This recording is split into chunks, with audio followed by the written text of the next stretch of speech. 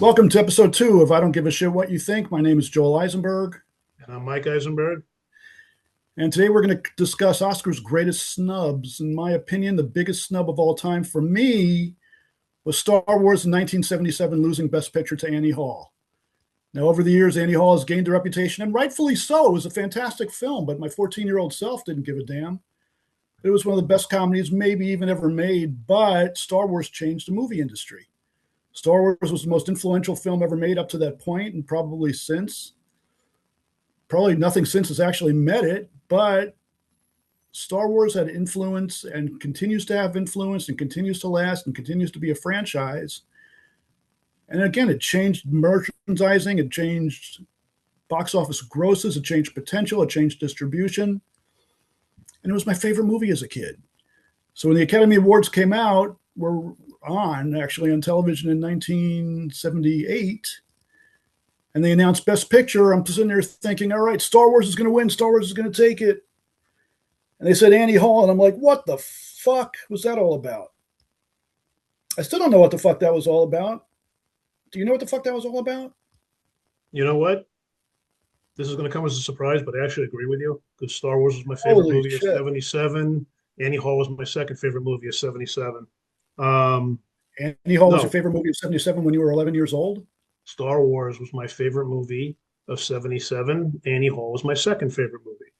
So, no, I have no explanation why Star Wars didn't win. It should have won. It was inventive and genius. It was uh, excessively creative. It was something that no one's ever seen before, and I'm also blown away that that movie has never taken Best Picture as well. I do agree with you. Look, the story behind Star Wars is George Lucas wanted to remake Flash Gordon, but he didn't get the rights. So he created something original, distributed by Yeah, 20th Century Fox. The budget was what it was. And it's Star Wars, for Christ's sake. Now, look, you can't go back and say in hindsight, this movie should have won the Oscar, because in 77, even though it was already on the verge of changing the cinematic universe, it wasn't quite there yet. It didn't become influential and timeless until the decades passed. still should have won Best Picture. It absolutely should have won Best Picture, and it didn't Yeah, win Best Picture. And that, to me, was Oscar's biggest snub. And I'm still pissed off at it. And for anybody else who disagrees, is say what what it it is. is. So I'm not going in any particular order. That was your biggest snub. I'm just going to name something that just came to the top of my head was Uncut Gems, 2019, Adam Sandler. I know how much you love that movie. I absolutely love that movie. That was my favorite movie of 2019. No nomination for Adam Sandler. No nomination for Best Picture. No nominations, period, for this movie. Um, his greatest performance for me was that movie, Punch Drunk Love. The other one I forgot. When he does drama, he's spot on. He got snubbed also for supporting actor for Jay Kelly, which came out in 2025. Both great movies. Uncut Gems is my, like I said, favorite movie of 2019. I just feel like the Academy messed up on this one because I think he won he won something, BAFTA or something for Best He may have Actor. been He won nominated. I don't something. know. No, BAFTA wasn't announced yet. The No, nominations I don't were know announced. who won. He won something, and I think everybody thought he was going that route to win. He didn't. So go ahead because I know you don't agree with me because I know you hate this movie. So go ahead.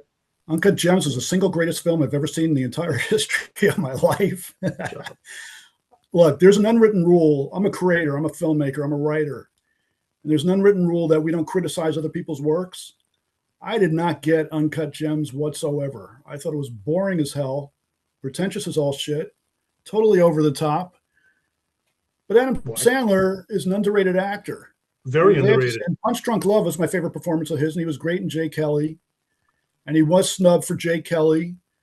But in terms of Uncut Gems, I had absolutely no love whatsoever for the film. Just because you He have no was love for the great. He's a film, good it doesn't actor. He's mean you proven himself shouldn't. time It again. doesn't. What? Just because you have no love for the film, it doesn't mean he didn't deserve a nom. I didn't say that. No, I I know, said I but have I'm no just. love for the I'm just. film. You said Uncut Gems was one of your most egregious Oscar snubs. It was my favorite movie of 2019, and I'm absolutely so shocked that he didn't.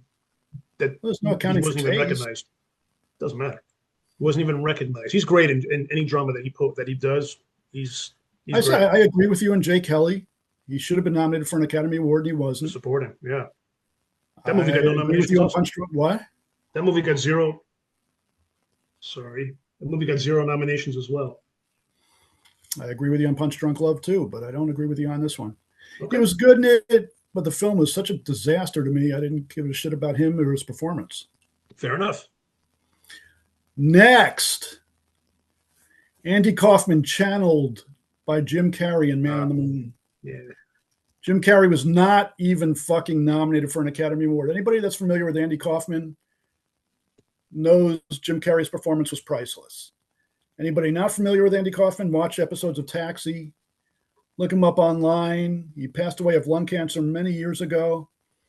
He was one of my all-time favorite comedians, and Jim Carrey got him down to a T. To a T. There's a Netflix movie, a documentary that's about the making of this film and how Jim Carrey basically inhabited Andy Kaufman's persona during the making of the film. Absolutely incredible performance, a stunning performance. He should have been nominated. He wasn't. He was ripped off. I believe he was nominated for a Golden Globe, but Oscars snubbed him. What are your thoughts? we're 2 for 2 because I agree with you wholeheartedly on this one. That Holy shit, we're sucks. gonna have You to and I change are the name of the agreeing movie. on this. Yeah, it's amazing. He got. I don't know how he got Rename snubbed. the podcast rather. Right.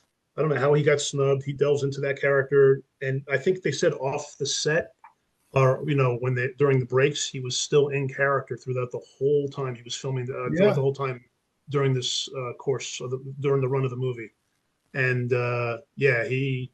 I just think that when these comedians like an Adam Sandler and a Jim Carrey try to do something serious, I don't think the Academy knows how to react. They're like, oh no, they're just labeled as comedians. That's it. We're done.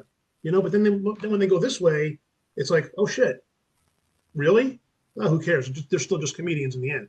So I don't think the Academy. I don't think any of these people like its range. I mean, he's Carrie's range is amazing. Sandler's range is amazing. And I just think these Academy members or whoever votes or whatever for all of these, they just like typecast, you know, Well, and then until they get snubbed. 2026. But Until 2026, the Academy doesn't know what to do with horror films either. But Sinners is going to win Best Picture next year, and deservedly we'll so. see. We'll see. But All right, my next. no. That was yours. This is my That's turn. right. That's right. So That's I right. got one that you're going to totally agree with me on, which is going to make that another boring topic of conversation. Denzel Washington getting snubbed for Malcolm X, losing Best Actor to Al Pacino for Scent My of a favorite Woman. movie biography of all time is Malcolm X. I'm aware. I'm aware. I loved both movies. I did like Scent of a Woman, I think, a lot better. I just thought that Denzel's performance as Malcolm X was out of this world.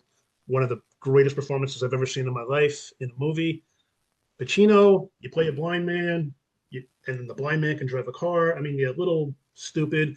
But the thing with Pacino, and I looked this up this morning, he has 9 nominations: 5 for Best Actor, 4 for Best Supporting.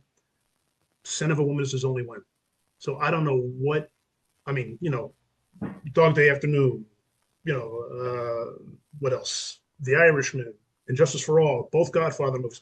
It's just talk about range, But why this movie over a powerhouse performance from Denzel Washington? Why this movie when he couldn't win for Dog Day, when he couldn't win for Godfather movies? It just baffles my mind. Because it was showy. Of course, it was showy, but Blind man Denzel with a Washington cane. put it. But this is about acting. Denzel Washington was like pinnacle, peak acting. I think this is his greatest performance. Look, I'll And go you one better. I read the autobiography of Malcolm X maybe 3 or 4 times. Spike Lee's film, in my opinion, was a masterpiece, every bit the equal of Do the Right Thing, which is one of my choices a little later. Yep. But Denzel was great. He's He was fantastic. brilliant. He was Malcolm X. I believed every moment of it. Exactly. And the film was terrific, and the film wasn't nominated either. The film wasn't nominated. I don't think so. I'll look that up later. We'll look it up later. But the thing is, I seriously doubt. I think it was nominated for. He was nominated, but he didn't win. But he should have. So I agree. Yeah, I it's rare. agree. And again, that's my favorite movie biography of all time. And I'm going to go with another biographical figure that absolutely should have won. Didn't even get nominated, which is one of the most absolutely asinine things I've ever seen in any Academy Awards telecast or announcement ever. Val Kilmer and the Doors. Val Kilmer was Jim Morrison. There is no ands, ifs, or buts. He channeled Jim Morrison like nobody's business. He sang like Jim Morrison. They didn't dub Jim Morrison's vocals in. The performance was absolutely stupendous. He got rave reviews for it. Not a nomination. Explain that. Do we know what came out that year? What was it, 91? Off the top of my head, I don't 1991? recall. Yeah. No, he was great. I love that If I movie get too. wrapped up on But, dates, I'm going to get in trouble. what? If I get wrapped up on dates, I'm going to get in trouble. That's right. I think it was 1991. I love that movie as well. Are you looking at another computer every time you do this? Because if you look at the Nope. computer, you can find out. Nope. I don't recall who else was nominated and why he didn't get nominated. He was fantastic in the movie. I agree too. But again, the comedic actors having an issue. He's not a comedic actor. He was. His first movies were Top Secret, Real Genius. Yeah, but he was never really known as a comedic actor. But those were his first movies again, and then you start getting typecast, and then you go to Top Gun, because I think it was Real Genius in '84 or something, then Top Secret I think was '85. I think that was the movie, and then Top Gun, Top Secret was '85, and then Top Gun was '86, and there's your dramatic part, and then he pushed up after Batman and all that other stuff, but. I think again, it's just these guys getting typecast right at the beginning, and the Academy's having a hard time pushing these guys through. I agree with your point. I disagree with that particular point because again, Okay. I'll maintain he's not a comedic actor. He was never known as a comedic actor. But he was in the beginning. That's all I'm he saying. He acted in some comedy movies. It's a difference. Okay, that's all I'm saying. My next pick, and speaking of Tom Cruise, I think he should have won for Best Actor for Born on the 4th of July. And Daniel Day-Lewis for My Left Foot won. Obviously, it was a fantastic performance. Movie was okay, but Daniel Day-Lewis is Daniel Day-Lewis, and everybody loves him. He's the Academy darling. But Tom Cruise was Ron Kovic in that movie, and no one can tell me otherwise. And that was his greatest performance. I know he's nominated for 2 other movies. It was Magnolia and something else. It's just not. Oh, Jerry Maguire. But I still think, and I remember watching the Academy Awards with you and Neil and Mom and Dad, and I think when they read off Daniel Day-Lewis, I'm like, God damn it, he just got snubbed. He was great, and that always pissed me off. I saw Born on the 4th. I was laughing because I totally forgot about that movie, and I agree. I'm in full agreement. I saw that movie in a room full of Vietnam vets. And that scene where he came back to his parents in a wheelchair. Yeah. I had tears running down my eyes. I had to run to the bathroom. I had tears running down my eyes so bad. It was he was Ron Kovic. It was an He amazing absolutely was. performance, He was great. and he got snubbed. I was really pissed off at that. He got snubbed. Daniel Day-Lewis delivered a remarkable performance in My Left Foot. Not one of my favorite movies, No, not at all. but his performance was remarkable. So I could see it going both ways. But I do think if push came to shove, Tom Cruise is, it's a toss-up. My favorite Tom Cruise performance is either Born on the 4th of July or Magnolia, which you mentioned. And he was nominated for Magnolia. Yeah. He got supporting them. But good job, Ron Kovic, My Left Foot. You're up. Okay, let's talk about Do the Right Thing. Why Do the Right Thing did not win Best Picture, did not sweep all the awards. Look, when I was a kid, I could see getting pissed off that Star Wars didn't win. As an adult, I was on the set of Do the Right Thing for 3 days. What a fucking masterpiece that movie is. And it predated the Rodney King riots and all this. And I remember reading reviews from white reviewers, let's just say it, there's going to be riots in the theaters and all of this. Whether you look at it as a warning, whether you look at it as something true to life, whether you look at it as art, the art of frustration, portraying frustration through art, whatever you want, the film was incendiary. It's classic. It's timeless. It deserved to win Best Picture. It deserved to sweep the entire damn Oscars that year, and it didn't. It didn't win Best Picture? It didn't win Best Picture, no. Do the Right Thing did not win Best Picture. That was one of the most egregious oversights in the history of the Oscars. To my mind, it remains one of the most important films ever made, one of the 100 top films probably of all time. It didn't win the Oscars. You look like you're looking it up. I have to look that one up because I'm really curious. I thought it did win Best Picture. No, you're right. Just nominated for supporting actor for Danny Aiello and Best Writing nominated. so it didn't win anything. I think that Two movie just nominations scared. for two nominations for one of the most important timeless films ever made. I just think that movie scared people. Great movie, no doubt. One of my favorites of Good. The movie '89. scared One of people. my It did its favorites. job. What? It did its job. It did its job, but I think It it opened a lot of scared. eyes. I think it scared the hell out of a lot of people. And I think people ran away from that because of that issue, because of the white, black racial tension. And I Yeah, think it just, I I think may agree with people, you, but the thing is, what a fucking waste. What a fucking waste. yeah, That could have made a agreed. statement like nobody's business. They made a big statement. Agreed. All right, What else? my next, I agree with you. Okay, my next pick is Leonardo DiCaprio for Killers of the Flower Moon, 2023. That movie got nominated, I think, for 8 or 9 nominations. 10, I think it was 10 nominations. I mean, Robert De Niro's Best Supporting Actor, Lily Gladstone Best Actress, Scorsese Best Director, Best Picture. DiCaprio was shut out. To me, that was really egregious, and that was one of my all-time favorite DiCaprio performances. He's been nominated 7 times, I believe, and how he uh, lost out or didn't even get the vote was beyond me. Now, I looked up who was nominated that year, and Jeffrey Wright for American Fiction, which was fantastic. Cillian Murphy for Oppenheimer was great. Coleman Domingo for Rustin. I never seen Rustin. Maestro, Bradley Cooper. Okay, I've seen it. It was okay. And Paul Giamatti for The Holdovers. I think you could have thrown in DiCaprio, get rid of Giamatti on this one. I've seen The Holdovers. I didn't really care for the movie, but I thought that was a very egregious snub. He was amazing in this, and it was one of my favorite performances I've ever seen from him. Killers of the Flower Moon was probably my favorite film of that year. See? I did not think Leonardo DiCaprio deserved Best Actor. Well, you're wrong. Well, there you go. He was great in the movie. The movie was great, and I just finished saying it was probably my favorite film of that year. 10 nominations. Yeah, I do think Lily Gladstone. And you leave the main character out. He's gone. Let's just forget about him. But here's the interesting thing. My next choice, because I just don't agree with you on that one. I love the movie, but I didn't think he deserved the Oscar for Best Actor. Totally fine. You're wrong. My next choice is also a Leonardo DiCaprio performance. You have to guess which one. What's Eating Gilbert Grape? Yep. That was Tommy Lee Jones won that year for The Fugitive, and The Fugitive was a great movie. It was such an amazing reinvention of a TV show.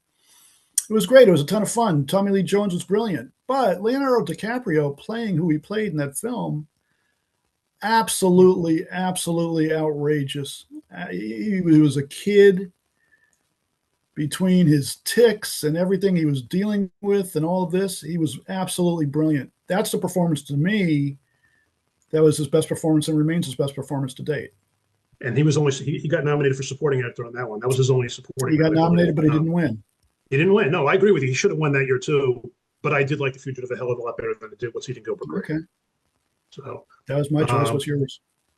So I did write, just because I was bored, Cynthia Erivo and Ariana Grande for Wicked for Good shut out. That movie got shut out. No nominations for either of them. No nominations for that movie at all. Surprised the hell out of me with the amount of money that movie made.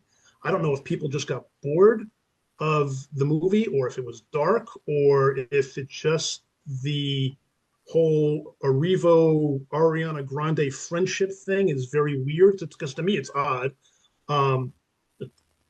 Sorry, but why is it odd? You ever just read these two are just odd people? They're like always staring at each other, petting each other.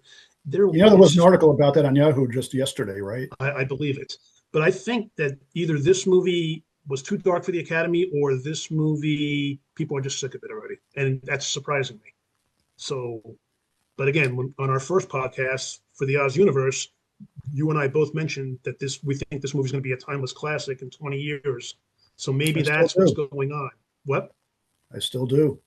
Yeah, no, that's what I'm saying. You like that segue back up? So no, but I was surprised this movie just got shut out of it. Music, everything, nothing. Production design. I think either one of them should have been nominated for Best Actress, period. I love the film. I preferred it to the first one. I do think it's going to become a timeless classic in a couple of decades, maybe, with the original. What I'm thinking, yeah. A lot of critics didn't like this one. They said it was too dark. It didn't connect well. And That's their misfortune. I saw it twice. I can't wait to see it again. I thought it was great. Yep, could be. So I do agree with you on that one. You got another one? I have two more. So do I. The Empire Strikes Back should have been nominated for Best Picture. It's probably the best sequel ever made. And yes, I'm including The Godfather Part 2 in that. And I'm including Bride of Frankenstein in that. Empire Strikes Back is arguably the best motion picture sequel ever made. Nothing more needs to be said. It was snubbed for Best Picture, and for a Best Picture nomination. It did win Best Visual Effects. Wasn't enough. The Empire Strikes Back is still one of the greatest films ever made, as far as I'm concerned. My favorite movie from 1980 was Empire Strikes Back. Me too. I don't recall what it was up against. So I don't know. I agree with you though on how special the film was. Definitely my favorite, but I honestly don't know what came out in 1980. Raging Bull, didn't that win? It won. I think it won. Yeah. But So The that's Empire Strikes probably- Back wasn't even nominated. That's the thing. No, I know. I know. I agree with you. It should have been nominated. Just one award wasn't enough.